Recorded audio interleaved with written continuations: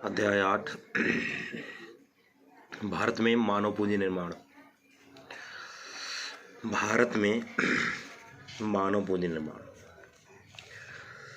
मानव पूंजी निर्माण, मानव पूंजी निर्माण। भारत में मानव पूंजी निर्माण। मानव पूंजी होती क्या? मानव पूंजी है क्या? मानव पूंजी से अभिप्राय किसी देश में किसी समय विशेष पर पाए जाने वाले कौशल तथा सुविज्ञता के भंडार से। मतलब यह है किसी विशेष, मानव पूंजी से अभिप्राय है यह है कि किसी देश में किसी विशेष टाइम पर किसी विशेष समय पर ऐसे लोगों की संख्या जो पढ़े लिखे हैं, शिक्षित हैं, कार्य करने के लायक हैं, जिसके अंतर्गत इंजीनियर, डॉक्टर, अध्यापक, सभी प्रकार के कौशल श्रमिक को शामिल किया जाता है। ये सब पाए जाते हैं तो इसे मानव पूंजी कहा जाता है।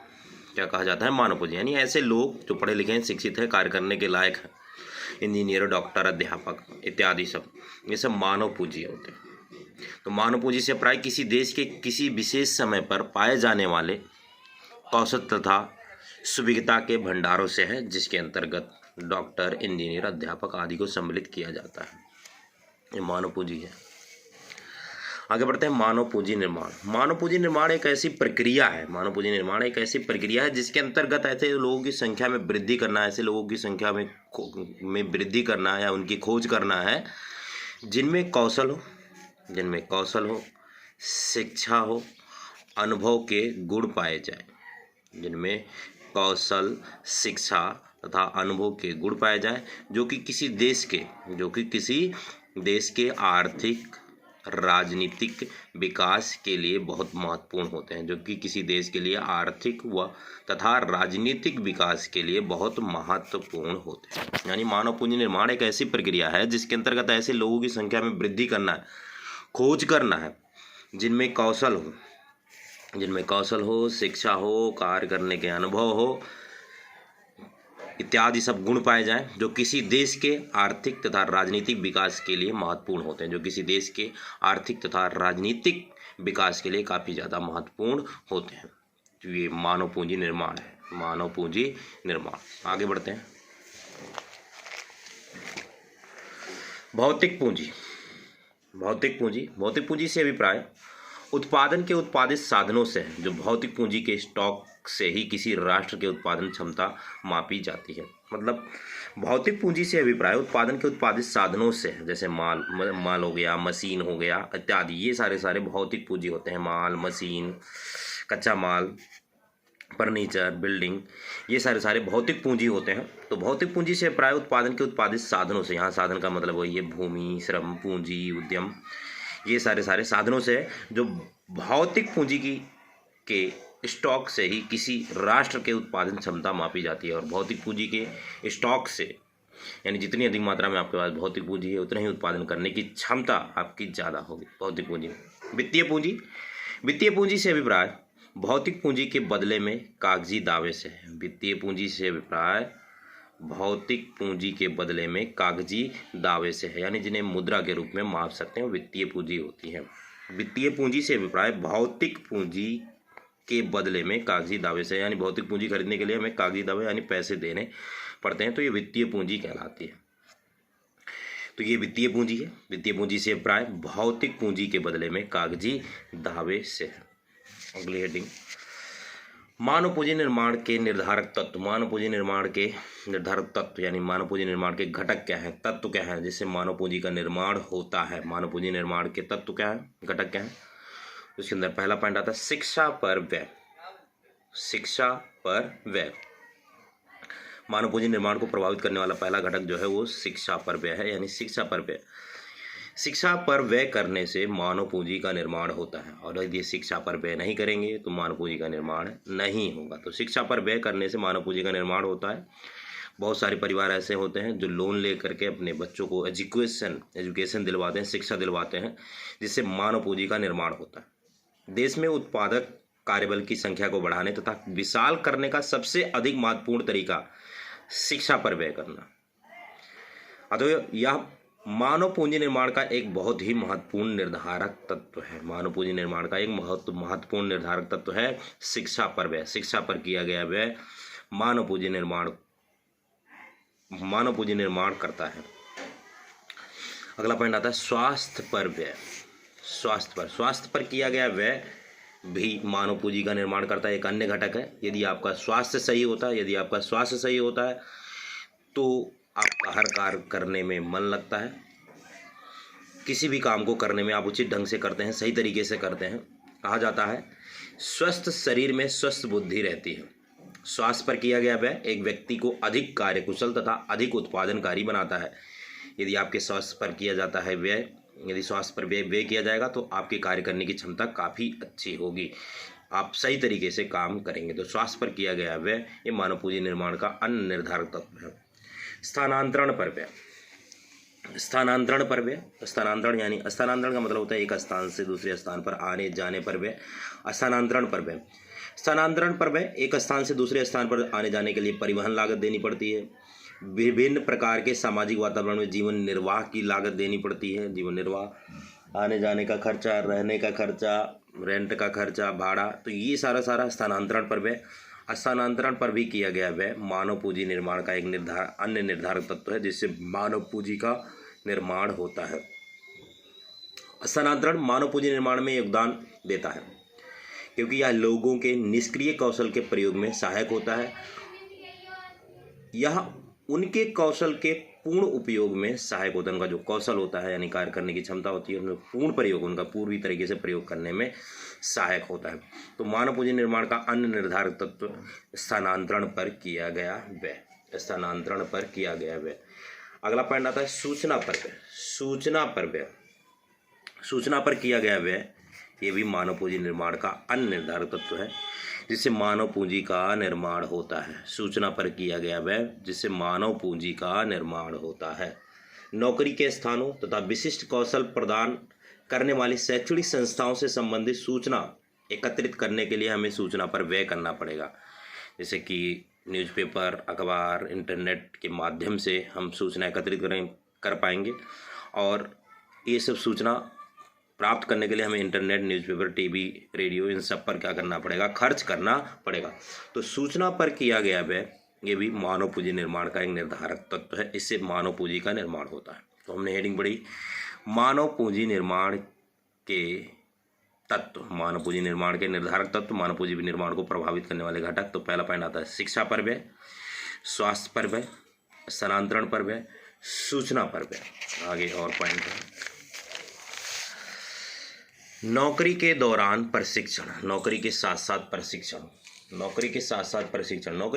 प्रशिक्षण देने से भी मानव पूंजी का निर्माण होता है। नौकरी के साथ साथ प्रशिक्षण देने से दोनों का जो एम्प्लॉय कर्मचारी है उसका भी विकास होता है, साथ में संस्था का भी क्या होता है, विकास होता है। नौकरी के दौरान प्रशिक्षण श्रमिकों को अपने विशिष्ट कौशल को अधिक तीव्र करने में सहायक होती है।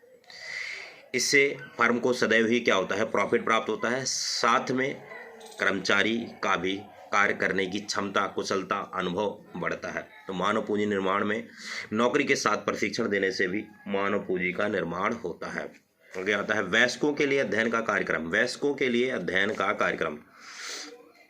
प्राथमिक तथा माध्यमिक विश्वविद्यालयों के स्तरों की औपचारिक शिक्षा के अलावा सरकारी तथा गैर सरकारी संगठन वयस्कों के लिए अध्ययन कार्यक्रम संगठित करते हैं ताकि उन्हें उनके कार्य क्षेत्र से अधिक निपुण बनाया जा सके। इससे उनकी उत्पादन करने की क्षमता क्या होती है, बढ़ती है तथा मानव पूंजी का निर्माण होता है। तो ये सारे के सारे घटक मानव पूंजी निर्माण के घटक हैं, मानव पूंजी को प्रभावित करने वाले घटक हैं, जिससे मानव पूंजी का निर्माण होता है। अगले हेडिंग भारत में मानव पूंजी निर्माण की समस्याएं।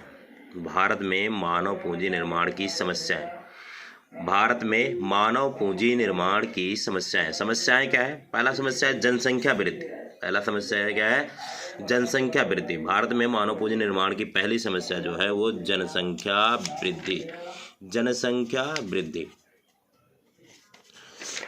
वृद्धि से मानव पूंजी निर्माण नहीं हो पाता। तेज गति से बढ़ रही जनसंख्या मानव पूंजी की गुणवत्ता पर प्रतिकूल प्रभाव डालती है, क्योंकि इसके फलस्वरूप मौजूदा सुविधाओं के प्रति व्यक्ति उपलब्धता घटती जाती है। यानी जैसे जैसे जनसंख्या बढ़ती जाएगी, प्रति व्यक्ति संसाधन क्या होता जाता है, घटता जाता है। और जब प्रति व्यक्ति संसाधन कम होता जाता है तो मानव पूंजी का निर्माण सही ढंग से नहीं हो पाता है। जैसे कि एग्जाम्पल लेते हैं, आप घर के अंदर 4 भाई बहन हैं, तो चारों भाई बहनों पर खर्चा करने के लिए जो भी संसाधन पापा कमाएंगे, जो भी संसाधन लेकर के आएंगे, वो 4 हिस्सों में बढ़ जाएगा। लेकिन अगर वहीं आप अकेले होते हैं तो सारा का सारा संसाधन आपके ऊपर खर्च किए जाएंगे, यानी प्रति व्यक्ति संसाधन की उपलब्धता ज़्यादा होगी। तो जनसंख्या में वृद्धि होने से मानव पूंजी निर्माण सही तरीके से नहीं हो पाता। प्रतिभा पलायन, भारत के अंदर एक और गंभीर समस्या है प्रतिभा पलायन, ब्रेन ड्रेन। प्रतिभा पलायन, देश में मानव पूंजी निर्माण की प्रक्रिया को एक गंभीर खतरा उन व्यक्तियों से है जो भारत में जन्मे तथा यहीं से शिक्षा लिया, अच्छी शिक्षा प्राप्त की, इंजीनियर, डॉक्टर, शिक्षक, व्यवस्थापक, प्रोफेसर, वैज्ञानिक, अर्थशास्त्री, शिक्षा शास्त्री बनते हैं, लेकिन बनने के बाद वो भारत में रहने के बजाय किसी अन्य कंट्री में, किसी अन्य देश में प्रतिभा पलायन कर जाते हैं, किसी अन्य देश को चले जाते हैं। तो ये बहुत गंभीर समस्या है। यदि वो इंजीनियर, डॉक्टर, वैज्ञानिक, अर्थशास्त्री देश के अंदर रह करके देश का ही विकास करे, देश के विकास में योगदान दे, तो मानव पूंजी निर्माण और भी अच्छे से हो जाए, परंतु ऐसा नहीं है। ये एक समस्या है प्रतिभा पलायन, यानी पढ़ लिख करके दूसरे देश को चले जाते हैं। ये गंभीर समस्या है मानव पूंजी निर्माण के लिए। अगला पॉइंट है अपर्याप्त मानव शक्ति नियोजन। अगला पॉइंट है अपर्याप्त मानव शक्ति नियोजन। अपर्याप्त मानव शक्ति नियोजन देश में निरंतर बढ़ रहे श्रम बल की मांग तथा पूर्ति के बीच संतुलन बनाए रखने हेतु पर्याप्त प्रयास नहीं किए गए। यानी जितनी अर्थव्यवस्था के अंदर श्रमिकों की पूर्ति है, यानी श्रमिक काम करने के लिए तैयार हैं, उतनी मात्रा में मांग नहीं हो पाती, जिसके फलस्वरूप बेरोजगारी बढ़ती जा रही है। जिसके फलस्वरूप बेरोजगारी दिन पर दिन क्या होती जा रही है, बढ़ती जा रही है। मानव शक्ति तथा मानव कौशल के अपव्यय की यह एक दुखद आलोचना है। प्राथमिक क्षेत्र में काम के दौरान प्रशिक्षण की अपर्याप्तता। अगला पॉइंट, प्राथमिक क्षेत्र में काम के दौरान प्रशिक्षण की अपर्याप्तता। जो प्राथमिक क्षेत्र है, कृषि क्षेत्र है, कृषि क्षेत्र के अंदर किसान जो है अपने पुराने तौर तरीके से, पारंपरिक तरीके से खेती करते हैं, उन्हें प्रशिक्षण, ट्रेनिंग नहीं दी जाती है। प्राथमिक क्षेत्र में परंपरागत विचारों का बोलबाला है और नौकरी के दौरान प्रशिक्षण कार्यक्रम अत्यधिक कम है अथवा ना के बराबर है। तदनुसार अर्थव्यवस्था के प्राथमिक क्षेत्र में मानव पूंजी निर्माण की कमी एक चिंताजनक विषय है। यानी प्राथमिक क्षेत्र के अंदर सही तरीके से, नए तौर तरीके से काम नहीं हो पाता है। लोग अभी भी पुराने तौर तरीके से क्या करते हैं, किसान अभी भी पुराने तौर तरीके से क्या करता है, काम करता है। नई तकनीकी का, हाइब्रिड के बीजों का, उन्नतशील बीजों का, रासायनिक उर्वरकों का पूरी तरीके से प्रयोग नहीं किया जा रहा है। एक समस्या ये भी है। अगला है निम्न शैक्षिक मानक। निम्न शैक्षिक मानक, आज समाज के अंदर कॉलेज, उच्च स्तर की शिक्षा पर हम विशेष ध्यान दे रहे हैं, लेकिन जो निम्न स्तर की शिक्षा है, प्राथमिक स्तर की जो शिक्षा है, उस पर विशेष ध्यान दिया नहीं जा रहा है।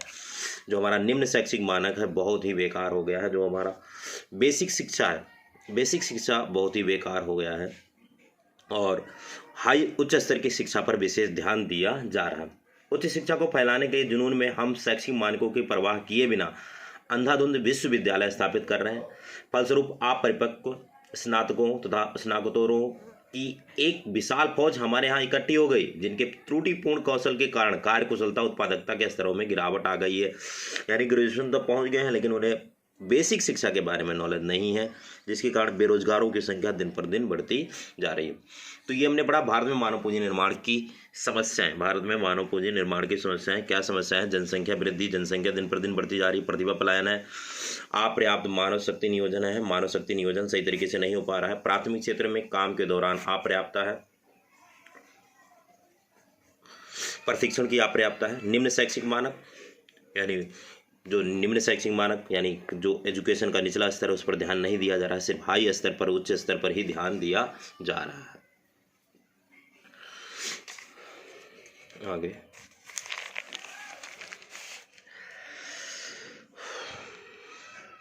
शिक्षा मानव संसाधन विकास का एक आवश्यक तत्व है। शिक्षा मानव संसाधन विकास का एक आवश्यक तत्व है। शिक्षा जो है मानव संसाधन विकास का एक आवश्यक तत्व है। भारत के अंदर शिक्षा जो है, अगर मानव संसाधन का विकास करना है तो उसके लिए काफ़ी ज़्यादा जरूरी है शिक्षा। शिक्षा होता है, शिक्षा से अभिप्राय अध्यापन तथा स्कूलों एवं कॉलेजों के ज्ञान अर्जित करना, एवं कॉलेजों में ज्ञान अर्जित है। शिक्षा का मतलब क्या है? शिक्षा से अभिप्राय अध्यापन तथा स्कूलों एवं कॉलेजों में ज्ञान अर्जित करना है, कॉलेजों में ज्ञान का अर्जित करना है। साक्षरता, साक्षरता से अभिप्राय पढ़ने तथा लिखने की योग्यता है। साक्षरता जो है उसका मतलब है सिर्फ पढ़ने और लिखने की योग्यता से है। याद रहे कि जो शिक्षा है साक्षरता से भिन्न है। साक्षरता की तुलना में शिक्षा एक विस्तृत अवधारणा है। शिक्षा जो है साक्षरता से भिन्न है। शिक्षा साक्षरता से भिन्न है। साक्षरता की तुलना में शिक्षा एक विस्तृत अवधारणा, यानी कह सकते हैं शिक्षा के अंदर साक्षरता क्या है, शामिल है। शिक्षा के अंदर साक्षरता, शिक्षा का मतलब ये है कि आपने स्कूल में शिक्षा लिया, कॉलेज में शिक्षा लिया, हाई लेवल की शिक्षा ली, लेकिन साक्षरता का मतलब यही है सिर्फ आप पढ़ने और लिखने की योग्यता। सिर्फ साक्षरता का मतलब है पढ़ने और लिखने की योग्यता, लेकिन शिक्षा के अंदर आपकी स्कूल की शिक्षा, प्राइमरी स्कूल की शिक्षा, माध्यमिक स्कूल की शिक्षा, हाई स्कूल की शिक्षा, कॉलेज की शिक्षा, ये सारी शिक्षाएं इसके अंदर सम्मिलित होती हैं। शिक्षा का महत्व क्या है? शिक्षा का महत्व, शिक्षा से अच्छे नागरिक बनते हैं। शिक्षा लेने से देश के अंदर अच्छे नागरिक बनते हैं। विज्ञान तथा प्रौद्योगिकी का विकास, शिक्षा लेने से विज्ञान का तथा प्रौद्योगिकी का विकास होता है। लोगों के, शिक्षा से लोगों के मस्तिष्क का विकास होता है। शिक्षा लोगों के व्यक्तित्व यानी पर्सनालिटी डेवलप करती है। शिक्षा लोगों का पर्सनालिटी डेवलप करती है। शिक्षा का महत्व, शिक्षा से अच्छे नागरिक बनते हैं। मानव तथा विज्ञान का विकास होता है। इससे लोगों का मस्तिष्क का विकास होता है, लोगों के व्यक्तित्व का विकास होता है, उनकी पर्सनैलिटी डेवलप होती है। शिक्षा से उनकी पर्सनैलिटी डेवलप होती है। तो ये शिक्षा का महत्व, शिक्षा का महत्व।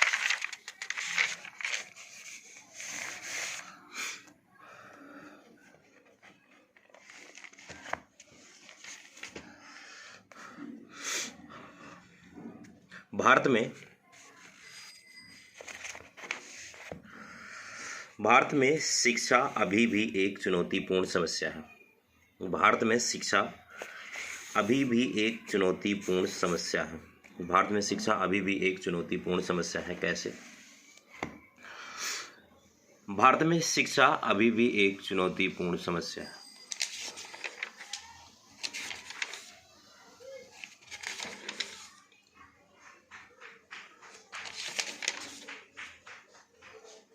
भारत में शिक्षा अभी भी एक चुनौतीपूर्ण समस्या है।